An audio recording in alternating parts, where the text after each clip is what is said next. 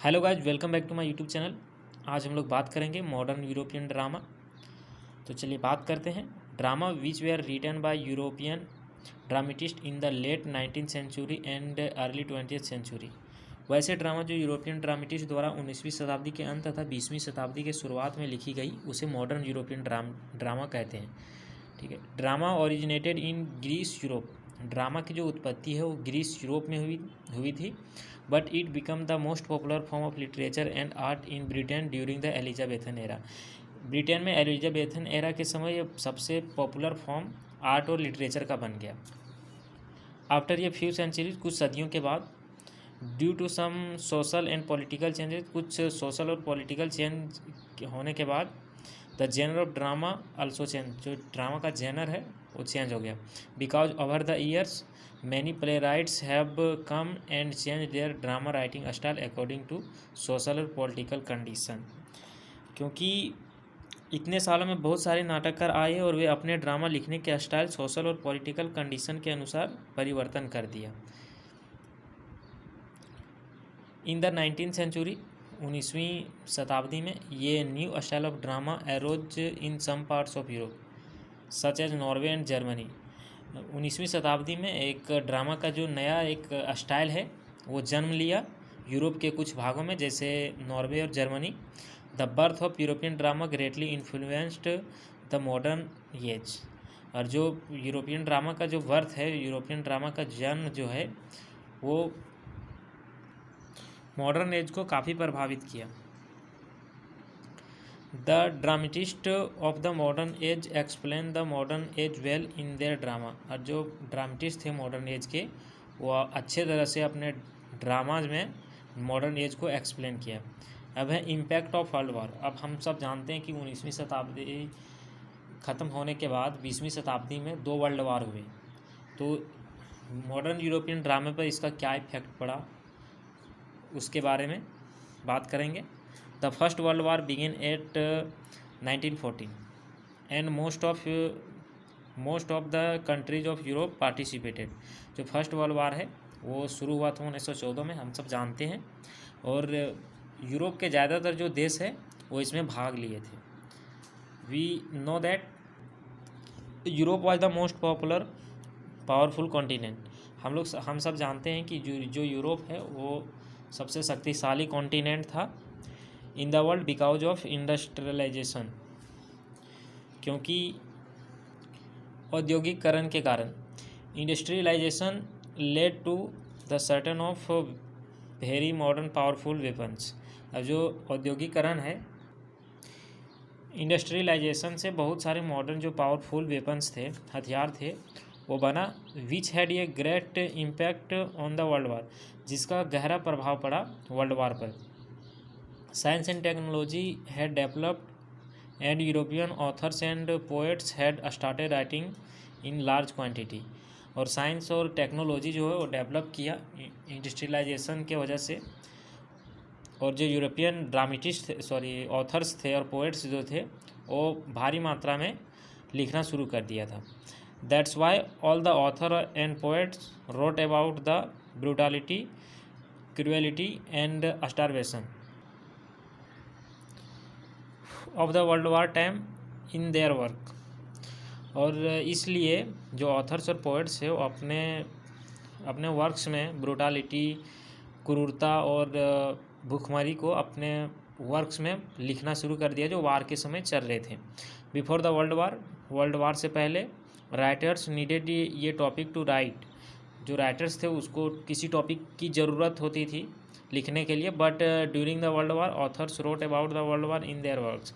But जो world war जब शुरू हो गया तो वर्ल्ड वार के बारे में ही लिखने लगे। जो ऑथर्स थे वर्ल्ड वार के बारे में ही लिखने लगे अपने वर्क्स में। There are a lot of author and poet who were in the army too. और बहुत सारे ऐसे ऑथर्स और पोएट थे जो आर्मी में भी थे। They also describe the war in their works. और वो अपने वर्क्स में डिस्क्राइब किया, मतलब वर्णन किया है वार को। अब है इम्पैक्ट ऑफ इंडस्ट्रियलाइजेशन, मतलब औद्योगिकरण का जो प्रभाव पड़ा था वो। Industrialisation had a deep impact on the European people whether socially and economically. Industrialisation से मतलब औद्योगिकरण से सॉरी यूरोपियन पीपल पर जो गहरा प्रभाव पड़ा, चाहे वो सामाजिक रूप से हो या आर्थिक रूप से हो। They left their village and started migrating towards the city. वो अपना घर छोड़ के और शहर की तरफ पलायन करने लगे थे। ड्यू टू दिस, इसके कारण से people got more benefits than cottage industry. और इंडस्ट्रियलाइजेशन की वजह से, औद्योगिकरण वजह से जो लोग थे उसको ज़्यादा बेनिफिट, ज़्यादा फायदा होने लगा कुटीर उद्योग से। Due to less money of paper and printing और पेपर के कम पैसे होने के वजह से, मतलब दाम कम होने के वजह से, रेट कम होने के वजह से, writers started publishing and writing there works in large quantity. और जो राइटर्स थे वो ज़्यादा मात्रा में वर्क्स को पब्लिश करने लगे और ज़्यादा मात्रा में लिखने लगे। अब है realism started in mid 19th century in France. जो रियलिज्म है, यथार्थवाद, ये 19वीं शताब्दी में फ्रांस में शुरू हुआ था। It began after February revolution. और ये फरवरी में एक रेवोल्यूशन हुआ था वहाँ ऑफ फ्रांस इन 1848। 1848 में एक वहाँ क्रांति हुआ था, वहीं से इसका शुरुआत होता है। उसके बाद इसका शुरुआत होता है। It is against of imagery world of Romantics. और ये जो है वो इमेजरी वर्ल्ड, जो काल्पनिक दुनिया है रोमांटिक्स के, उसके खिलाफ थे। It is started in France by Marie Henri Beyle. ये जो फ्रांस में है वो मैरी हेनरी बोयल के द्वारा स्टार्ट किया गया था। And in Russian literature it is started by Pushkin. और रशियन लिटरेचर में इसको पस्किन द्वारा शुरुआत किया गया था। जो रियलिस्ट थे wanted to show the real truth of the world. जो वर्ल्ड का सच्चाई दिखाना चाहते थे, वर्ल्ड का वास्तविक सच्चाई दिखाना चाहते थे। They wanted to use easy language and they wanted to write on life. और ये जो राइटर्स थे, रियलिस्टिक जो थे, वो इजी लैंग्वेज का प्रयोग करना चाहते थे अपने वर्क्स में, और वे अपने लाइफ के बारे में लिखना चाहते थे। अब है नेचुरलिज्म वाज ए सब जेनर ऑफ रियलिज्म। नेचुरलिज्म मतलब प्रकृतिवाद जो है वो सब जेनर है रियलिज्म का, यथार्थवाद का। Naturalist believe that the natural world is the real world. जो नेचुरलिस्ट थे वो विश्वास करते थे कि नेचुरल वर्ल्ड जो है वो वास्तविक दुनिया है। Naturalism thinks that scientific knowledge is the best. जो नेचुरलिज्म है वो यही सोचते थे कि जो साइंटिफिक नॉलेज है वही सबसे बढ़िया है। They do not have faith in the existence of soul, God and spiritual world.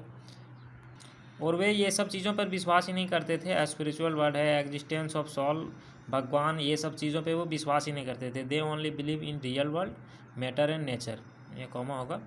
और वे सब जो है वो बिलीव करते थे रियल व वास्तविक दुनिया पे, मैटर मतलब पदार्थ, और नेचर पे, प्रकृति पे।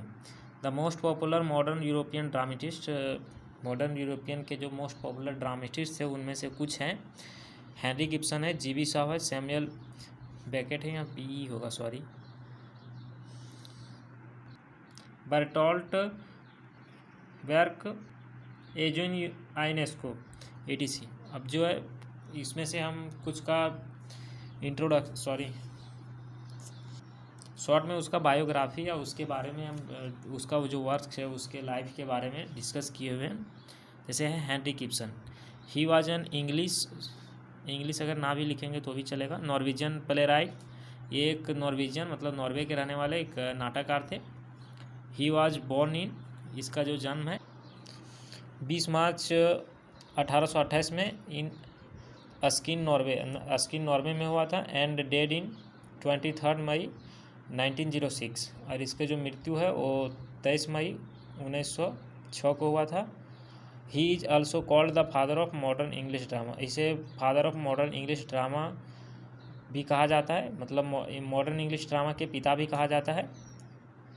And he was one of the founder of modernism, और ये आधुनिकतावाद के एक फाउंडर में से भी एक है। He was the most popular dramatist in the world after Shakespeare, ये शेक्सपियर के बाद दुनिया का मोस्ट पॉपुलर ड्रामेटिस्ट है, नाटककार है। ये doll's house was the world's most perform play in 2006, दुनिया का जो सबसे ज़्यादा बार परफॉर्म किया जाने वाला प्ले है वो इसी का है, ये डॉल्स हाउस, जिसको 2006 में ज़्यादा बार परफॉर्म किया गया था। हिज फादर वाज ये रिस्पेक्टेड मर्चेंट अंटिल 1836, इसके जो पिता है वो एक व्यापारी थे, रिस्पेक्टेड 1836 तक। आफ्टर दैट, उसके बाद ही suffered the permanent disgrace of going bankrupt, उसके बाद ये इसके जो पिता हैं वो परमानेंट बैंकरप्ट हो गए। After that they lost their home, उसके बाद ये लोग जब, जैसे बैंकरप्ट मतलब होता है जो कर्ज में डूब जाता है, तो कर्ज में डूबने के बाद ये सब जो लोन चुका है उसके बाद अपना ये घर है जो खो दिए। एंड वेंट ये फार्म, और ये लोग एक फार्म चले गए हैं। Where Ibsen spend much of his time reading and painting, जहाँ इब्सन जो हेनरिक इब्सन है जो ऑथर है, वो अपना जो ज़्यादा टाइम है और रीडिंग और पेंटिंग में स्पेंड किए। एट द एज ऑफ 15 साल की उम्र में ही वर्क इन डिस्पेंसरी, ये औषधालय में काम किए थे। In 1849 he wrote his first play Catiline, और 1849 में ये फर्स्ट प्ले इसका जो है फर्स्ट प्ले इसने कैटलिन लिखा था। His most popular works are, इसके जो मोस्ट पॉपुलर वर्क्स हैं वो हैं लव्स कॉमेडी जो 1862 में पब्लिश हुआ था, पियर गैंट जो 1867 में पब्लिश हुआ था, ये डॉल्स हाउस 1879 में पब्लिश हुआ था, कैटलाइन जो 1849 में पब्लिश हुआ था, नॉर्मा 1851 में, द प्रिटेंडर 1864 में, ब्रांड 1865 में, द लीग ऑफ यूथ 1869 में, पिलर्स ऑफ सोसाइटी 1877 में, और द वाइल्ड डक 1884 में पब्लिश हुआ था। अब है जीबी शॉ, मतलब जॉर्ज बर्नार्ड शॉ, अगले प्ले राइट है मॉडर्न ड्रामा के।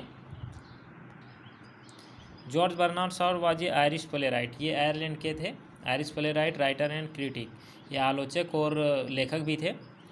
ही वाज बोर्न इन 26 जुलाई 1856, और इसका जो जन्म है वो 26 जुलाई 1856 में इन Ireland, and was dead in 2 November 1950 in UK, और इसका जो मृत्यु है वो 2 नवंबर 1950 को यूके में हुआ था, यूनाइटेड किंगडम में। He was deeply influenced by Henrik Ibsen, ये है जो गहरे रूप से प्रभावित हुए थे, गहरे तरह से, यानी बहुत ज़्यादा प्रभावित हुए थे हेनरिक इब्सन, चार्ल्स डिकेंस से और जोसेफ स्टेलिन से। He was awarded the both Nobel prize in 1925 and Oscar in 1938, और ये दोनों से नोबेल प्राइज से और ऑस्कर से दोनों से सम्मानित किए गए थे। फॉर पैग्मेलियन, जो इसका एक प्ले है पैग्मेलियन, उसके लिए इसको सम्मानित किया गया था नोबेल प्राइज से 1925 में और ऑस्कर से 1938 में। He was also awarded academy award for the best writing 1939, इसको 1939 में पैग्मेलियन के लिए बेस्ट राइटिंग के लिए एकेडमी अवार्ड से भी सम्मानित किया गया था। He wrote more than 60 play, इसने मतलब 60 से ज़्यादा प्ले लिखे हैं। हिज पॉपुलर वर्क्स आर, इसके जो कुछ पॉपुलर वर्क्स हैं वो है मैन एंड सुपरमैन 1903 में पब्लिश हुआ था, पैग्मेलियन 1912 में, आर्म्स एंड द मैन 1894 में, सेंट जॉन 1923 में, हार्टब्रेक हाउस 1949 में। अब है Samuel Beckett, he was an Irish novelist, playwright, poet and theatre director और theatre director, short story writer. ये जो सैमुअल बेकेट है ये एक आयरिश, ये भी आयरलैंड के थे, नॉवलिस्ट थे, प्लेराइट थे, पोएट थे, थिएटर डायरेक्टर थे और शॉर्ट स्टोरी राइटर थे। ही वाज बोर्न इन 13 अप्रैल 1906, और ये जो इसका जो जन्म है वो 13 अप्रैल 1906 को हुआ था in Dublin, and was dead in 22 December 1989, और इसकी जो मृत्यु है वो 22 दिसंबर 1989 को हुआ था पेरिस में, फ्रांस में। His father's name was William Frank Beckett और इसके जो पिता का नाम है विलियम फ्रैंक बेकेट थे। और हु वाज ये बिजनेसमैन, जो एक बिजनेसमैन थे। Mother's name was Maria Jones Roy, इसकी माँ का नाम मारिया जोन्स रॉय था। सी वाज ए नर्स, जो एक नर्स थी। Beckett studies French, Italian and English at Trinity college Dublin. Beckett जो है, सैमुअल बेकेट जो ऑथर हैं, वो फ्रेंच, इटालियन और इंग्लिश लैंग्वेज है वो ट्रिनिटी कॉलेज डबलिन में सीखे थे 1923 से 27 के बीच में। He played 2 first class match, ये 2 फर्स्ट क्लास मैच खेले हैं।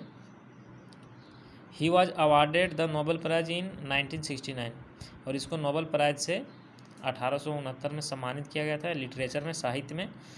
हिज पॉपुलर वर्क्स आर, इसके जो पॉपुलर वर्क्स थे, dream of fair of middling women, ये जो प्ले है, इसका जो वर्क्स है ये लिखे थे 1932 में, और डब्ल्यू लिख दिए यहाँ, और पब्लिश हुआ था 1992 में।